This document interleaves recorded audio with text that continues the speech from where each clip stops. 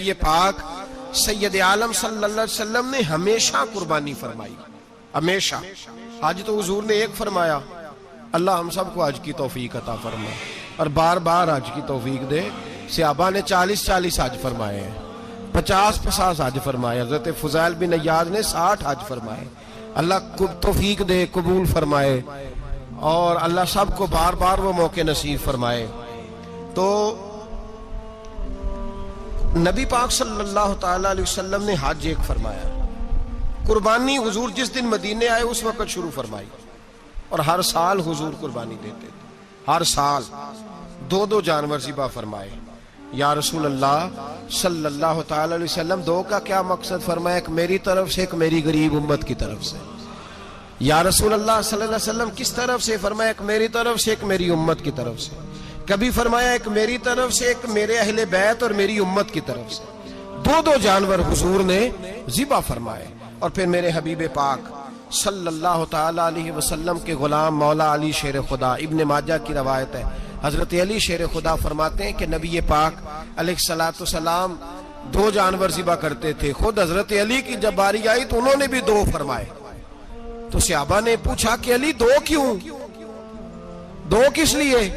تو حضرت علی رضی اللہ تعالیٰ عنہ فرمانے لگے، مجھے میرے حبیب نے وصیت فرمائی تھی کہ علی تو نے 2 کرنے، ایک اپنی طرف سے کیا کرنا، ایک میری طرف سے کرنا۔ تو میں ایک اپنی طرف سے دیتا ہوں، ایک اپنے نبی پاک کی طرف سے دیتا ہوں صلی اللہ علیہ۔ 2 جانور۔ آپ لوگوں نے سنی ہوئی ہے یہ بات کہ مہینہ کھانا نہیں پکتا تھا حضور کے گھر میں۔ حضرت عائشہ فرماتی ہیں 3 چاند اور 3 سورج کٹھے کبھی نہیں دیکھے جب ساتھ روٹی بھی کھائی ہو، یعنی 3 دن مسلسل کبھی کھانا نہیں کھایا۔ قربانیاں کتنی دیں؟ بولیے۔ حضرت علی شیر خدا کا مکان کوئی نہیں اپنا، کوئی گھر نہیں بنایا۔ مولا کائنات شیر خدا، میں نے یہ بات پھر دہرا رہا ہوں، پہلے بھی میں نے عرض کی تھی، پکا کرنے کے لیے دہرا رہا ہوں۔ حضرت علی کا کوئی کاروبار نہیں بظاہر۔ بی بی صاحبہ فرماتی ہیں کہ کئی ہفتے صرف سرکہ اور کھجوریں۔ قربانیاں کتنی؟ اسی سارے صاحب لان ٹورے ہیں کہ ساڑھے تے لگ دیئے کہ نہیں، پکا۔ اور پھر جب بات ہوتی ہے دینے کی تو ماحول اور ہوتا ہے، جب لینے کی باری ہوتی ہے تو ماحول اور ہوتا ہے۔ قربانی واجب ہے اس شخص پر جس کے پاس 52.5 تولے چاندی یا 7.5 تولے، لیکن میں 7.5 تولے والا فتویٰ نہیں دیتا، میں 52.5 تولے چاندی والا فتویٰ دیتا ہوں، اس لیے کہ 52.5 تولے چاندی تو شاید تولہ یا 1.5 تولہ سونے کے برابر ہی ہو جائے، ٹھیک ہے نا جی؟ تو 7.5 تولے سونا 50-60 ہزار روپیہ جس آدمی کے اکاؤنٹ میں موجود ہے وہ قربانی کرے۔ بلکہ امام شافعی رحمۃ اللہ علیہ فرمایا کرتے تھے جس نے 3 کمروں کو تالا لگایا ہوا ہے وہ 3 کمرے فارغ ہیں، اس کے کسی کام کے نہیں، ان کی قیمت کا حساب لگائے۔ چھت پہ سٹور بنا دیا ہے، کوئی مطلب نہیں اس کا، اور جو ویسے رکھی ہوئے ہیں کوئی معنی ہی نہیں کمرے کا، فرماتے تھے حساب لگائے، قربانی کرے۔ رب کریم کی بارگاہ میں دینے کا جب معاملہ آیا تو تو گول کر گیا کام۔ میرے رسول کائنات سرور عالم صلی اللہ علیہ وسلم کا جب اپنے لیے چیزیں استعمال کرنے کا ماحول ہے تو محبوب پاک علیہ الصلوۃ والسلام نے مہینہ روٹی نہیں پکائی۔ یہاں جو آدمی ہر جمعرات کو 4 کلو بکرے کا گوشت پکاتا ہے اور ہر تیسرے دن مرغی کا گوشت لاتا ہے، وہ قربانی کی باری آتی ہے تو کہتا ہے میرے پہ لگتی نہیں۔ وہ ٹھیک ہے ابا جی لے آئے، ابا جی کی طرف سے قربانی ہے، اس دفعہ ابا جی کی، اگلی دفعہ اماں جی کی، اس سے اگلی دفعہ دادی جی کی۔ او خدا کے بندو، جس آدمی کے پاس پیسے ہیں پہلے اپنی قربانی واجب ہے۔ میری بات کی سمجھ آ رہی ہے عزیزوں کو؟ جو آدمی صاحب استطاعت ہے پہلے کس کی قربانی کرے گا؟ وہ کمائی کرتا ہے، اس کے اپنے اکاؤنٹ میں تنخواہ آتی ہے، ابا جی کے اکاؤنٹ میں نہیں آتی۔ اس نے اپنا بینک بیلنس چوری بھی رکھا ہوا ابا جی سے۔ پہلے اپنی قربانی کرے، اگر اس کو شوق ہے، دل کرتا ہے تو ایک اور خریدے، پھر ابا جی کی طرف سے کرے۔ اگر اللہ نے توفیق دیا تو ایک اور خریدے، اماں جی کی طرف سے کرے۔ اور اگر اس کے دل کو اللہ ٹھنڈک عطا کرے، سکون کرے، تو پھر اپنے رسول کی طرف سے بھی قربانی دے، پھر اپنے محبوب کی جانب سے بھی قربانی کرے۔ نبی پاک صلی اللہ تعالی علیہ وسلم نے ہر سال 2 قربانیاں دی، 10 سال۔ کل کتنی ہوگی 10 سالوں میں؟ بولیے۔ اور جب حضور حج کرنے گئے نبی پاک نے 63 اونٹ ذبح فرمائے۔ ایک اونٹ میں کتنی قربانیاں ہوتی ہیں؟ 63 اونٹ حضور نے ذبح فرمائے. اور حدیث بڑی مزیدار ہے. حضرت ابو ہریرہ رضی اللہ تعالیٰ عنہ فرماتے ہیں کہ جب اونٹ ذبح کرنے کی باری آئی تو ہم سوچ رہے تھے، پریشان تھے کہ یہ تو بڑا مشکل ہے ذبح کرنا، بڑا مشکل ہے، اس کو تو نہر کرنا پڑتا ہے، گرانا پڑتا ہے، باندھنا پڑتا ہے. سب سے مشکل کام اونٹ ذبح کرنا ہے. تو نبی پاک صلی اللہ علیہ وسلم کی تو عادت کریمہ ہے، اپنے ہاتھ سے ذبح کرتے ہیں حضور. وہ ہمارا اللہ خیر کرے، اب اللہ ہی حافظ ہے. ذبح کرنا تو دور کی بات ہے. ہمارا جو بی اے پاس لڑکا ہے نا، اس کو ڈر آتا ہے جانور کے پاس کھڑے ہوتے بھی. کہتے ہیں بچوں کو اندر لے جاؤ، 10 سال کا 12 سال کا، اس کو اندر لے جاؤ، ذبح کرنا ہے، روئے گا. اور بس کرو یار، یہ کس قوم سے تمہارا تعلق پڑ گیا ہے؟ ہمارے تو 12 اور 14 سال کے معوذ اور معاذ ابو جہل کی گردن کاٹ کے رکھ دیا کرتے تھے.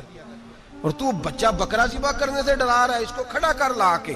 قربانی تو جہاد کی ٹریننگ ہے. وہ کھڑا کر، اس کو کہا بیٹا یہاں کھڑا ہو، اللہ کے رستے میں بکرے کی گردن کاٹنی ہے. اگر کوئی شخص خدا رسول کے دین کی مخالفت کرے، کفر کا جھنڈا اٹھائے، تو اس کی گردن بھی کاٹنی ہے. یہ ٹریننگ ہے بچوں کے لیے. یہاں عجیب ماحول ہے، ڈر لگ رہا ہے، پیچھے ہٹ جاؤ. اور جس صاحب کی قربانی ہے وہ بھی کوئی 1.5 کلومیٹر کے فاصلے پہ کھڑے ہیں، دور کھڑے ہو کے دیکھ رہے ہیں. نفیس ہی بڑے ہیں جناب، لطیف ہی بڑے ہیں. کپڑوں کو کوئی قطرہ خون کا لگ گیا تو بڑی مصیبت بن جائے گی. اور امیر آدمی، اس کا تو گھر کسائی نے خود فون کیا ہے کہ صاحب سب سے پہلے میں آپ کے گھر آؤں گا. اس کو پتہ ہے کہ منہ مانگی قیمت ملے گی. مہربانی فرمائیں، قربانی میرے رسول پاک صلی اللہ علیہ وسلم سے زیادہ نفاست والی طبیعت کسی کی نہیں. صحابہ کہتے ہیں اتنا حسین محبوب کا انداز تھا کہ کبھی کپڑوں پہ مکھی بھی نہیں بیٹھی تھی.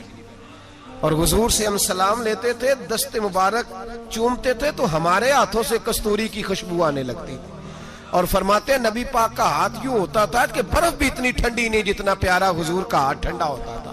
پھر بھی حضور دست مبارک میں خنجر پکڑتے، جانور کو لٹاتے اور اپنی طامت کو سمیٹتے، اور اللہ کے حبیب گھٹنا رکھتے اس کی گردن پر، اور بسم اللہ اللہ اکبر کہہ کے ذبح فرماتے.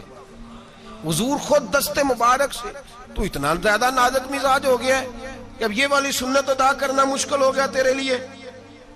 63 اونٹ ہیں.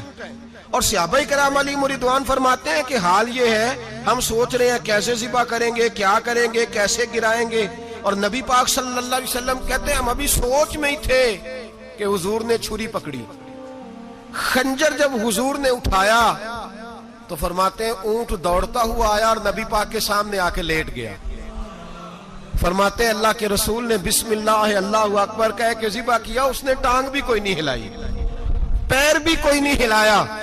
وہ کسی شاعر نے بڑی عجیب بات کہی تھی. اس نے کہا پھنسی جو دام میں بلبل تو لگی یوں کہنے، کرے گا قتل کیا تو نے جب اسیر مجھے، کباب شمع کے شعلے پہ کیجیو سیاد، شکل گل نظر آئے دم اخیر مجھے. وہ کہتے ہیں بلبل کو شکاری، سیاد شکاری نے پکڑ لیا بلبل کو. تو سیاد سے بلبل کہنے لگی تو نے پکڑا ہے تو قتل تو کرے گا ہی نا، کھائے گا تو صحیح، ایک میری منت ہے. شکاری کہنے لگا وہ کیا؟ تو بلبل کہنے لگی جب تو مجھے ذبح کرے نا اور پکائے تو مجھے پھول سے بڑی محبت ہے. اس طرح کرنا، کوئلے اتنے زیادہ دہکانا، اس قدر زیادہ آگ جلانا کہ ان کی شکل گلاب کے پھول کی طرح سرخ ہو جائے. تو جب تو مجھے ان پر جلائے گا تو مجھے تکلیف نہیں ہوگی، اس لیے کہ محبوب کا چہرہ جو سامنے آ جائے گا مجھے تکلیف نہیں ہوگی. پھنسی جو دام میں بلبل تو لگی یوں کہنے، کرے گا قتل کیا تو نے جب اسیر مجھے، کباب شمع کے شعلے پہ کیجیو سیاد، او شکل گل نظر آئے دم اخیر مجھے. اعلیٰ حضرت بریلوی علیہ رحمہ فرمایا کرتے تھے، فرماتے تھے بڑی تکلیف ہوگی جب جان نکلے گی.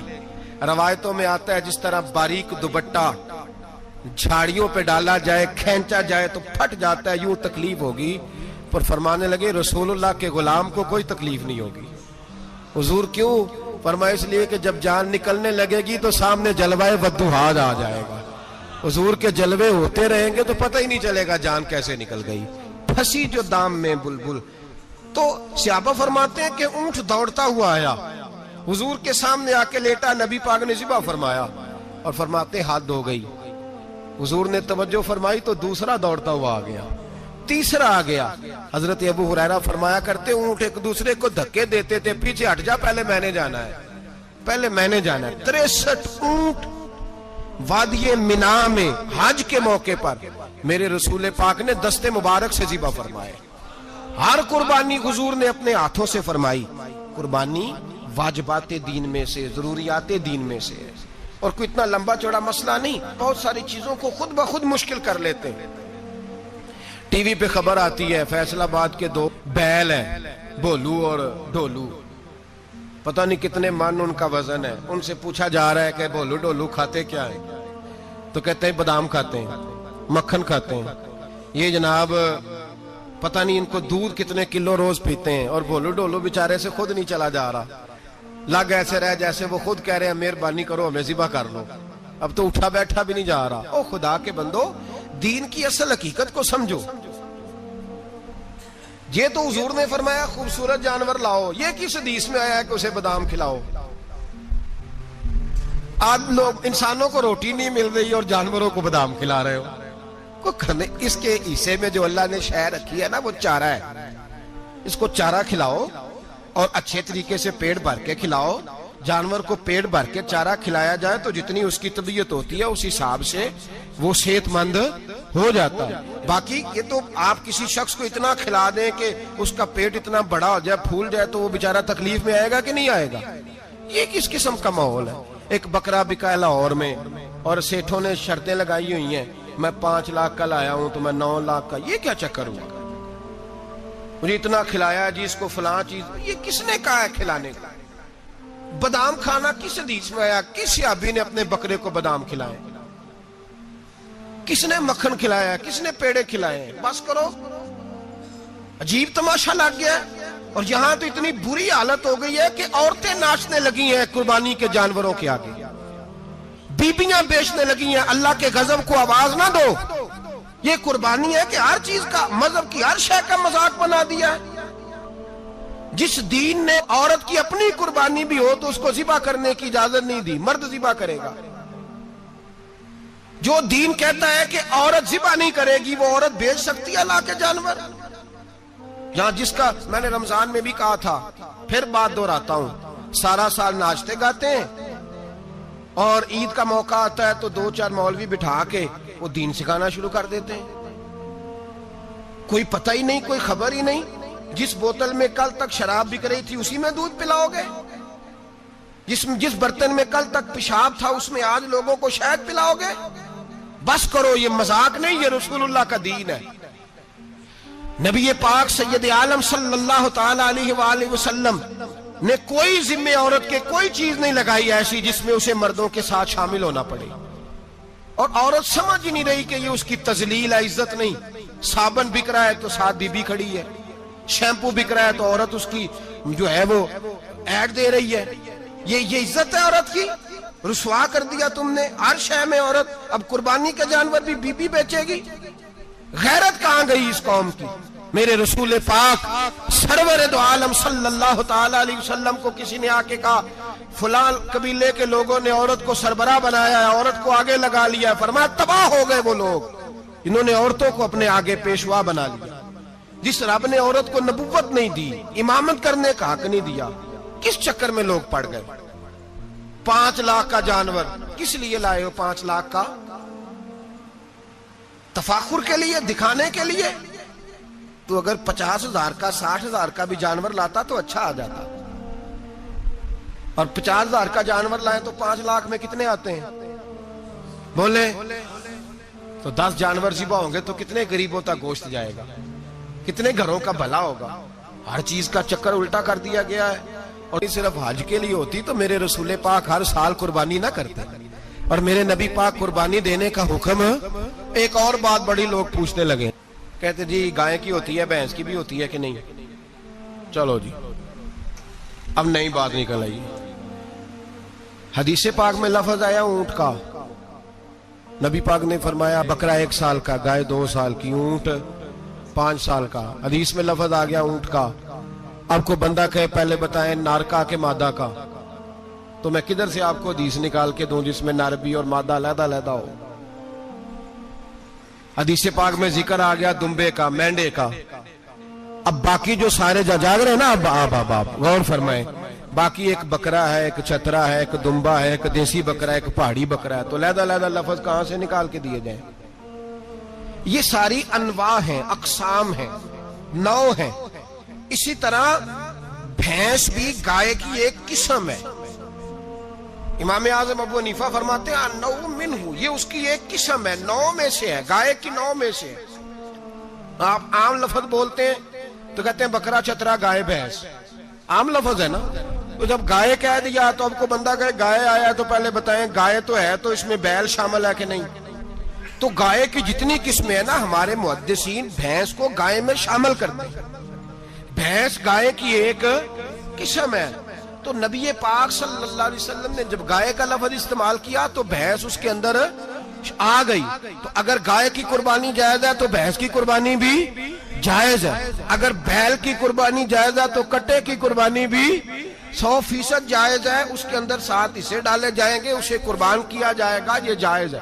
اگر آپ صریح لفظ نکال کے دکھانے کو کہیں گے تو پھر تو بڑی چیزوں میں لوگ الجھ جائیں گے. پھر کیسے نکالا جائے گا خسی کی جائز ہے کہ نہیں، جو خسی نہیں اس کی جائز ہے کہ نہیں، فلاں کی. تو ان تفصیلات، ہاں بہت ساری چیزوں کی تفصیلات حدیث میں ہیں لیکن ساری چیزوں کی موجود نہیں. اس لیے میرے عزیز یاد رکھیں، بھینس کی قربانی بھی ہوگی، گائے کی بھی ہوگی، بیل کی بھی ہوگی، کٹے کی بھی ہوگی. جن کی نہیں ان کی نہیں. ہم نے کبھی کہا ہرن کی قربانی بھی ہوگی یا مرغی کی قربانی بھی ہوگی. تو حدیث مبارکہ کے اندر جو چیزیں موجود ہیں ان کی جتنی اقسام ہیں ان سب کی قربانی کرنا ہاں جائز ہے. اور میرے نبی پاک صلی اللہ علیہ وسلم نے فرمایا جانور خوبصورت ہو، لنگڑا نہ ہو، کانا نہ ہو، زخمی نہ ہو، خوبصورت جانور لاؤ، اس کو لا کے ذبح کرو. لوگ کہتے ہیں چلو اتنے پیسے اللہ کے راستے میں دے دیں، تو یہ کافی نہیں کافی. مسلم شریف میں، بخاری شریف میں میرے نبی پاک سید عالم صلی اللہ تعالی علیہ وسلم نے فرمایا 10 ذی الحج کو اللہ کی نظر میں ابن آدم کا سب سے پسندیدہ عمل. لیکن نا 10 ذی الحج کو، کل 10 ذی الحج ہے تو بڑے کام ہوں گے، فجر کی نماز بھی ہوگی، تکبیرات تشریق بھی پڑھی جائیں گی. آج فجر سے شروع ہو گئی نا، 9 کی فجر سے لے کر 13 کی عصر تک تکبیرات تشریق پڑھی جائیں گی. اللہ اکبر، اللہ اکبر، لا الہ الا اللہ واللہ اکبر، اللہ اکبر وللہ الحمد، اللہ اکبر، اللہ اکبر، لا الہ الا اللہ واللہ اکبر، اللہ اکبر وللہ الحمد، اللہ اکبر، اللہ اکبر، لا الہ الا اللہ واللہ اکبر، اللہ اکبر وللہ الحمد. کوشش کریں جب بھی پڑھیں 3 بار پڑھیں. تکبیرات تشریق بھی پڑھی جائیں گی، فجر کی نماز بھی کل ہوگی، عید کی نماز بھی ہوگی، لوگ اور بھی کو ذکر اذکار کریں گے. لیکن میرے نبی پاک صلی اللہ علیہ وسلم نے فرمایا 10 ذی الحج کو اللہ کو اپنے بندے کا جو کام سب سے زیادہ پسند ہے وہ یہ ہے کہ وہ اللہ کے راستے میں جانور کا خون بہائے. حالانکہ نمازیں بھی ہیں، اذکار بھی ہیں، تکبیرات بھی ہیں، سارا کچھ ہے، پر اللہ کو سب سے زیادہ کیا پسند ہے؟ جانور کو قربان کرنا. یہ اللہ کو بڑے خوبصورت لفظ نبی پاک علیہ السلام نے فرمایا قربانی کا جانور قیامت کے دن اپنے سینگوں اور کھروں سمیت آئے گا، اور جس نے قربانی کی ہوگی اس کی بخشش کروا کے اسے جنت میں لے کر جائے گا. تو فرمایا ابن آدم کا سب سے پسندیدہ عمل یہ، سب سے پسندیدہ، کہ وہ 10 ذی الحج کو قربانی کریں، کوشش کریں خود ذبح کریں اپنا جانور. یہ حضور کی سنت ہے. یہ نہ ہو سکے تو نبی پاک صلی اللہ علیہ وسلم نے اپنے ہاتھوں سے ذبح کرنے لگے حضرت فاطمہ کا جانور. تو فرمایا فاطمہ ادھر آ کے اس کے پاس کھڑی ہو جاؤ، میں تمہارا جانور ذبح کرنے لگا ہوں. اپنے جانور کے پاس کھڑے ہوں. میرے جو بھائی ذبح کرنے کا کام کرتے ہیں نا، قصاب ہم کہتے ہیں، سارے قصاب نہیں ہوتے، بہت سارے لوگ یہ سعادت حاصل کرتے ہیں اور بڑی نیکی کا کام کرتے ہیں، اللہ انہیں بڑی بہترین جزا عطا فرمائے گا، بڑا خیر کا کام کرتے ہیں. لیکن چونکہ رش ہوتا ہے ایسے لوگوں کے پاس، تھوڑی جلدی بھی ہوتی ہے، پہلی تو کوشش کریں تکبیر خود ڈالیں. یہ نہیں ہو سکتا تو قریب کھڑے ہوں. ہمارے ہاں ایک رواج یہ بھی ہے کہ 2 بندے ہاتھ رکھتے ہیں، ذبح وہ کر رہا ہوتا ہے تو جس کی قربانی ہوتی ہے اس کو کہتے ہیں تو بھی ساتھ ہاتھ رکھ. ہوتا ہے نا جی بہت ساری جگہوں. اب حکم یہ ہے شریعت اسلامیہ کا کہ جب جانور ذبح کریں گے تو پڑھیں گے بسم اللہ اللہ، بسم اللہ اللہ۔ ہاں نبی پاک صلی اللہ علیہ وسلم نے لمبی دعا پڑھی، صحابہ بھی لمبی دعا، انی وجہت وجہی للذی فطر السماوات والارض حنیفا وما انا من المشرکین، یہ بھی پڑھا۔ اور پھر میرے رسول پاک صلی اللہ علیہ وسلم نے یہ بھی کہا کہ اللہ میری طرف سے قبول فرما، میری امت میری اہل بیت کی طرف سے قبول فرما۔ صحابہ جب جانور ذبح کرنے لگتے پہلے یہ دعا پڑھتے، پھر کہتے اللہم تقبل منا کما تقبلتا خلیل کا ابراہیم علیہ السلام وتقبلتا حبیب کا محمد صلی اللہ علیہ وسلم، اے اللہ ہم سے بھی قبول فرما جیسے تو نے حضرت ابراہیم سے قبول فرمائی اور جیسے اپنے حبیب حضرت محمد صلی اللہ علیہ وسلم سے قبول۔ یہ ساری دعا پڑھیں، اور جب جانور ذبح کرنے لگے تو پھر پڑھیں بسم اللہ اللہ، بسم اللہ اللہ۔ اچھا دو آدمیوں نے ہاتھ رکھا ہوا ہے، دو آدمیوں، اب اگر ایک نے بھی نہ پڑھی بسم اللہ اللہ اکبر تو جانور حلال نہیں ہوگا، دونوں کو پڑھنا پڑے گا۔ یہ مسئلہ یاد رکھیں۔ ایک اور بات بھی بتانی ہے آپ کو، وہ بھی آپ نے یاد رکھنی ہے۔ قربانی کے بڑے جانور میں کتنے حصے ہوتے ہیں؟ 7۔ اب 7 حصوں میں 7 کی نیت قربانی کی ہونی چاہیے، 7 کی۔ 6 حصے ڈال گئے، جو چلے تھوڑے سے زیادہ امیر لوگ نہیں تھے، نارمل تھے، انہوں نے 6 حصے ڈال لیے۔ 7واں امیر آدمی تھا، اس کو جا کے کہا یار ایک حصہ نہیں مل رہا، تو چل تو نے تو 2-3 بکرے لیے ہوئے ہیں، تو بھی شامل ہو جا۔ اس نے پہلے تو کہا نہیں یار میں نے اب لے لیے، پھر جب اصرار کیا تو کہا چلو ٹھیک ہے بڑے گوشت کا قیمہ کرا لیں گے۔ تو اس طرح کرو، ڈال لو میرا بھی حصہ۔ اب 6 کی نیت قربانی کی، 7ویں کی گوشت کی، کسی کی بھی قربانی نہیں ہوگی، گئے سارے۔ اب اس کے لیے شرط کیا ہے کہ اس کو بھی آپ، اصل میں ہمیں مسائل نہیں آتے، نہ ہم سیکھتے ہیں نہ پتہ کرتے ہیں، پھر خرابی ہوتی ہے۔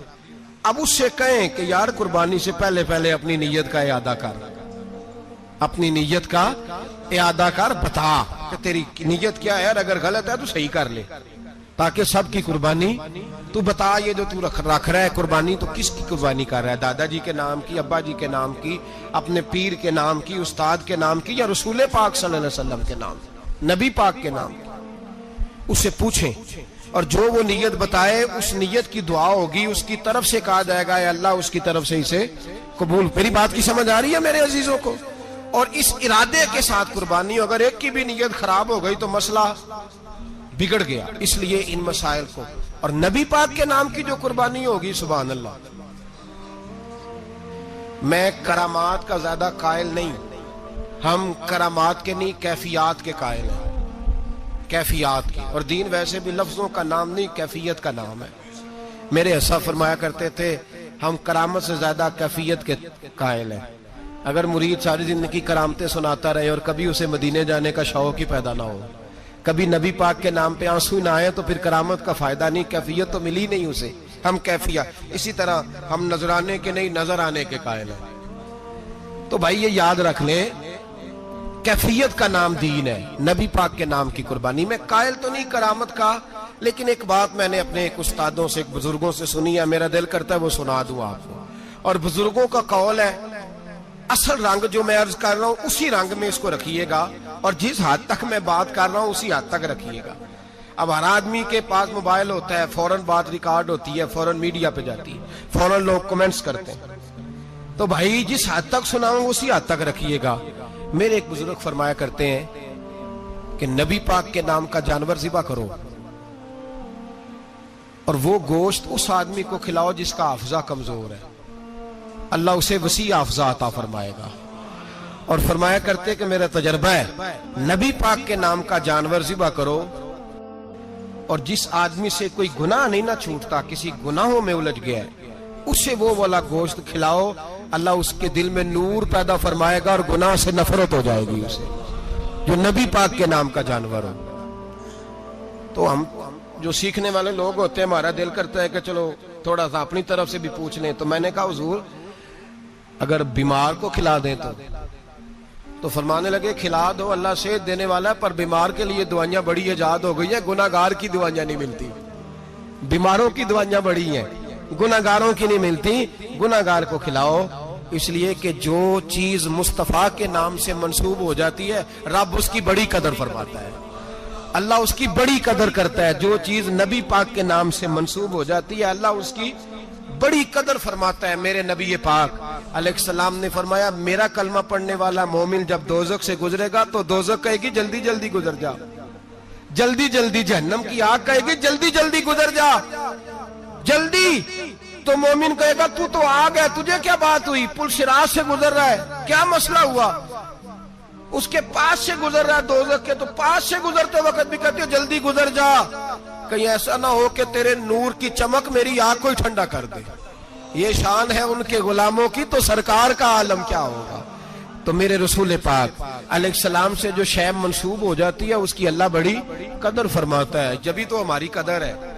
अल्लाह फरमाता है कुन तुम खैरा उम्मतिन, तुम जिस तरह के भी हो सबसे अफजल, इसलिए कि मेरे मोहम्मद का कलमा जो पढ़ते हो सल्लल्लाहु अलैहि। तो कुर्बानी करें, अच्छी नीयत के साथ करें, खुलूस के साथ करें। कुर्बानी के गोश्त के 3 हिस्से करने।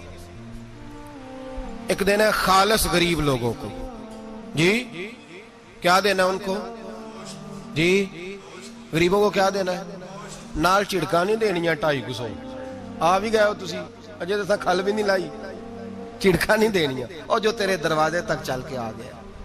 और अल्लाह पाक से डरा कर, बस ये सोच के उसने तुझे देने वाला बनाया है। भाई ये सोच कि कोई किसी के दरवाजे तक नहीं जाता, ये सोच वो बड़ा बेनियाज है, कुछ का कुछ कर देता। तेरे दरवाजे तक आ गया ना, बस ठीक हो गया। तू समझ कि उसने तुझे बड़ी इज्जत दी है, तेरे दरवाजे तक छापर लेके आया। झिड़के ना दे, उत्ते बह जा, तू आ भी गया है, ऐसे ना कर, ऐसे ना कर बिल्कुल। बस जो आ गया है ना उसको इज्जत दे, वकार दे। गरीब को गोश्त देना है, 7 झिड़के नहीं देनी।